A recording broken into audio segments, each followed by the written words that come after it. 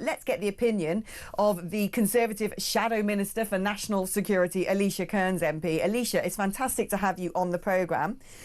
First of all, I want to get your reaction on the idea of the UK participating in what could potentially be a 30,000 strong Ukrainian peacekeeping force.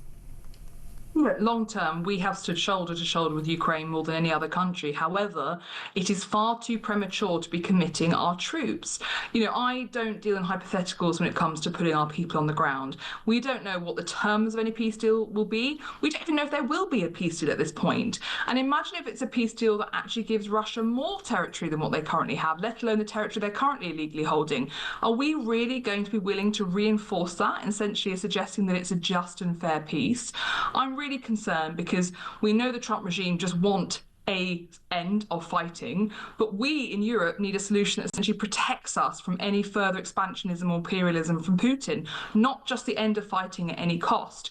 So I've been very critical of this because I think we have to be really cautious and signing up proactively to something when clearly there's no European agreement. Right. And actually, because Keir Starmer announced it, he then went to Paris and Europe looks more ununified or with more disunity between them because he didn't come out of that meeting with agreement on it. Well, the difficulty is, of course, Europe doesn't really need our help to look disunified, and that's been the sort of pattern that's played out from the start when Boris Johnson was Prime Minister and was quite affirmative in his action about going to the aid of Ukraine, while Europe wrung their hands and failed to do anything and dithered and allowed, basically, this war of attrition to build up. I think they've basically been the authors of this for a long time.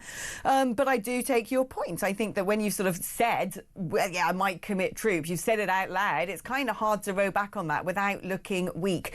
One thing I want to ask you about, as your Shadow Minister for National Security, is about some of the other things that Russia does and whether actually, Starmer turning around and saying we're going to commit troops and being very vocal about what Putin might see as destabilising this agreement he may or may not have with America, how that might then have reverberations here. Because we know that Russian agents have been committing arson attacks against weapons depots, amongst other things. There was that curious case of the DHL cargo plane with an explosive device on it. We know they're using mass migration as grey zone warfare, and we're frankly letting them get away with it. We know that they patrol their submarines through the channel, no doubt sniffing around for undersea cables.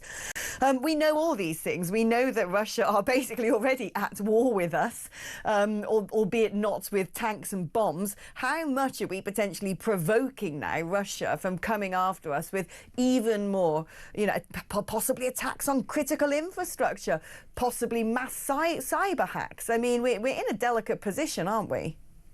We are, and your point is really important. An absence of traditional conflict does not mean we're at peace, and I've been saying this for a long time. Putin sees himself as at war with us. They murdered people on our soil, let alone all the other things you've mentioned, whether it be their nuclear proliferation, whether it be underwater sea cables, their submarines, you name it. But the point I'd make is that consistently over the last 20 years, we have taken Putin at his word and we have underestimated Ukraine. In the same way, we have allowed Putin to be the strong man while we have attempted to always play the nice guy doing diplomacy right. Putin responds to strength. We have to be absolutely affirmative about what we will do to defend Europe. That is what he needs to see from us. Because what happened, whether it's the Budapest Agreement, where we made Ukraine give up their nuclear weapons and Britain said, we will defend you in the future and make sure this doesn't happen, and Putin promised he wouldn't invade. Whether it's when he then invaded Georgia and nothing happened, when he then invaded Ukraine in 2014 and nothing happened, and then in obviously 2022, when I was in Ukraine 10 days before the renewed illegal invasion, I had, as you said, French and German ambassadors saying to me, your intelligence is wrong, Macron has such a good relationship with Putin, he would know if this was coming. We said it was going to happen. British intelligence is the highest quality in the world. We need to stop underestimating Putin and taking him at his word, and we have to show force. So no, I don't think it's worrying us saying that we will have red lines, that we will defend Ukraine and be with them to the end. But the request of peacekeeping forces did not come from Ukraine because they don't know what any deal is going to look like, and it has to be them asking us, not Trump, and I don't know if it was Trump, but I have some suspicions it may have come from the US authorities, or us proactively suggesting things when we have no idea what the terms are. No business would say, yes, we're happy to lend you some staff for however many years, but we've got no idea the terms or conditions under which they'd be deploying. It's just not the right thing to do.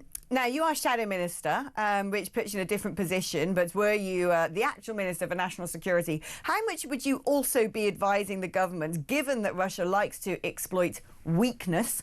And in this sense, we're talking about military weakness. That's what you have outlined, and, foreign strategic weakness. But how much of the exploitative power of Russia has latched on to other areas of weakness, such as net zero policy, being able to basically get Europe in a vice-like grip because Germany shut down its nuclear power stations, because we've sort of been bleeding dry our own fossil fuel resources and then switching them off altogether?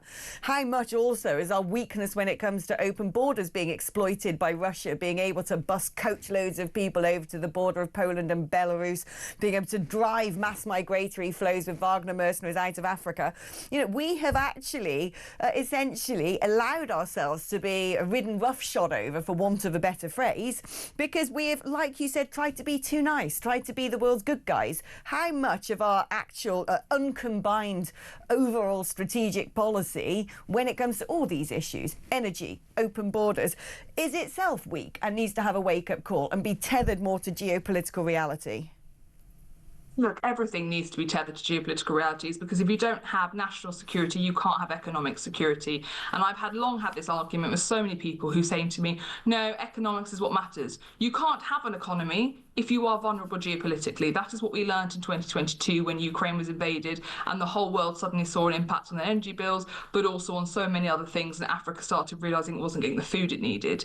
We have to recognise that autocratic states, they are at a benefit compared to us in that they can deploy every single arm of their state towards one singular outcome, and it's a lot more easy. Democracies are inherently more vulnerable, but also more difficult for us to really focus our efforts. That doesn't mean we are wrong to have a democracy. It is the right thing to do. But yes, there's no question that we need to recognise every aspect of our society is under attack. People need to recognise that they all have a role in our national security. Since the Iraq War, essentially we have said to the public, don't you worry your little heads about national security and defence. The government's got it. But actually, everyone needs to recognise that whether you choose to be on TikTok or not, which is a weaponised platform, who you invite to come and give speeches, who you endorse, who you support, the information theatre is without question one of the biggest. But how you choose to get your energy supplies, the way in which you work with other countries. Look at Nord Stream 2, where we saw how Russia weaponised that. You are absolutely right about how they've weaponised migrationary flows, particularly around Poland and Moldova and countries like that. Every aspect of our society, civil society, government, academia, is under attack. And that is why for so long I have been a broken record saying that if we really want to protect our country, we need to look at every single aspect, and no one in any sphere or any age can abdicate themselves from having responsibility towards our shared national security. Yeah, here, I agree. It'd be great to have a government who actually puts some of those thoughts and ideas into practice for once. Now, before I let you go, Alicia, I think one of the biggest debates going on right now in this country across Europe is military spending. This government has currently said, well, we're going to get to the 2.5% of GDP on defence spending that is that has been recommended, although we don't seem to have a pathway to get there. And then you've got military chiefs going, well, this is a joke. That's not even going to touch the sides. What should we be spending, and what do we need to sacrifice in order that we can pay for it? 2.5% is a starting point, not an end state. We were very clear that we would reduce the size of the civil service and take from the research and development budget in order to get us to that 2.5%. We had a very clear plan. I'm less obsessed than others on a specific percentage. I'm focused on the effect that we can achieve with our armed forces. So if I was in charge of the SDSR, rather than focusing on a specific percent of GDP, I'd be saying these are the ways in which we need to be able to deploy.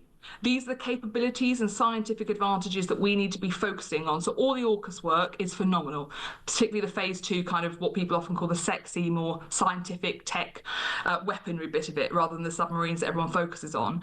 It's about the specific effect we can have. And if we can have the effects that I need us to have as a country that keeps us safe, that then may translate into a specific percentage of GDP. Fantastic, in which case we can hang our hats on that. But it's about effect and how we can defend our country and pursue our interests abroad to keep us safe. Alicia Kearns, MP, Conservative, Shadow Minister for National Security, thank you ever so much for coming on the programme.